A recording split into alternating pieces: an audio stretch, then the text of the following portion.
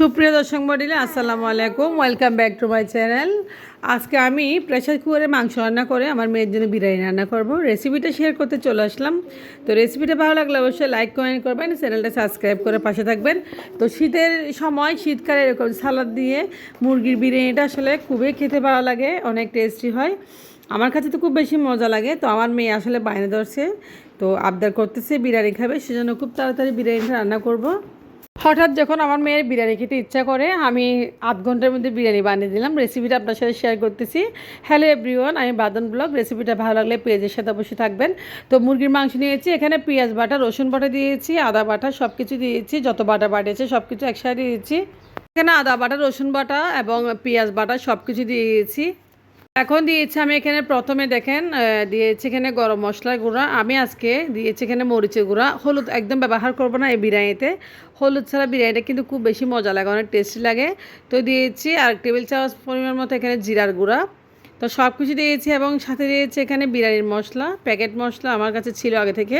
তো এইভাবে চটপট বিরিয়ানি খেতে চাইলে আসলে রান্না করতে পারেন। আমার বাসায় আজকে পাশের বাসায় মনে হয় বিরিয়ানি রান্না করতেছে। তো আমার মেয়ে ঘ্রাণ পেয়েছে, আমাকে ডিস্টার্ব করতেছে, মা বিরিয়ানি খাবো বিরিয়ানি খাবো। তখন প্রায় 2টা বেজে গেছে, কিছু করার নাই। তো তার সঙ্গে সঙ্গে ফ্রিজ থেকে মাংসটা বের করে প্রেশার করে দিয়েছি। তো বিরিয়ানিটা আসলে 30-35 মিনিটের মতো হয়ে গেছে, মাশাআল্লাহ, বেশিক্ষণ সময় লাগে না। সব কিছু রেডি থাকলে আসলে বিরিয়ানি রান্না করার কোনো ব্যাপারই না। তো হাত দিয়ে মেখে নিয়েছি সব কিছু, এখন ভালো। তো দেখেন হাত দিয়ে মাখানো হয়ে গেছে। আমি এখন এটা হাত দিয়ে মেখে নিয়েছি, চুলে আমি দিয়েছি। এখন এখানে দিয়েছি কিছু কালো গোলমরিচ, সাদা গোলমরিচ, আমি আস্ত গোলমরিচ দিয়েছি আর চুলায় বসিয়ে দিয়েছি। তো খুব বেশি দেরি হবে না, 10 মিনিটে মাংসটা হয়ে যায়, 2টা সিটি মারলে হয়, মাংসটা হয়ে গেছে দেখেন। তো এরপর যে আমি চুলায় একটা প্যান বসিয়ে দিয়েছি, দেখেন ননস্টিকি প্যান। আর এখানে 3টা পেঁয়াজ কেটে নিয়েছি আগে থেকে, তেল দিয়ে পেঁয়াজগুলো একটু ভেজে নেব। তো একটু ভেজে নিচ্ছি, দেখেন পেঁয়াজ দিয়ে, দেখেন ভালোভাবে ভেজে নিচ্ছি। তো পেঁয়াজটা ভাজা হয়ে গেলে আমি এরপর যে এখানে ব্যবহার করব গরম মশলার গুঁড়ো, আমি এখানে এলাচ দারচিনি ব্যবহার করব। তো এলাচ দারচিনি লং এগুলো হচ্ছে ইম্পর্টেন্ট জিনিস। আসলে লং না দিলে আসলে বিরিয়ানির ঘ্রাণও পাওয়া যায় না, এলাচ না দিলে পাওয়া যায় না। তো পেঁয়াজের সাথে এটা ভালো ঘ্রাণ বের হচ্ছে। এখন দেখেন আমি দিয়েছি চাল, পেঁয়াজ যখন ভাজা হয়েছে আমি চালটুকু একটু তেলের সাথে ভেজে নেব।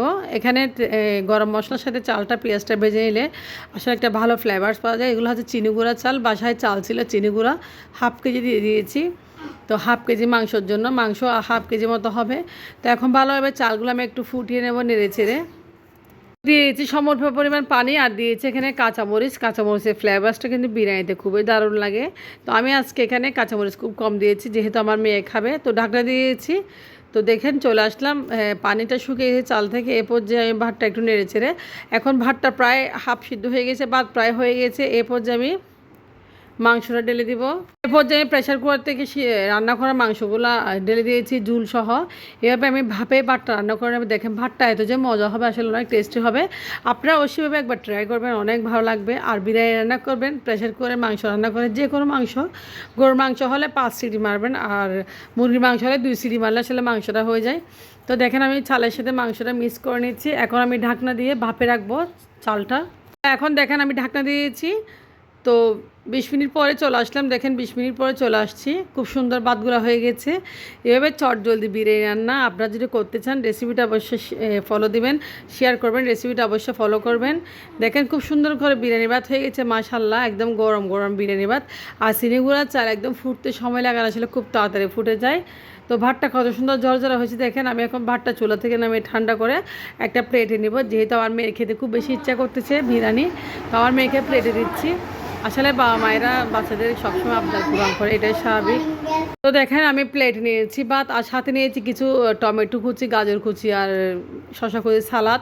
তো এইভাবে ভাতটা এত যে টেস্টি হয়, আসলে আপনাদের কেমন লেগেছে অবশ্যই কমেন্ট করে জানাবেন। তো আজকের ভিডিও একটু পর্যন্ত, আপনারা ভালো থাকবেন, আল্লাহ হাফেজ।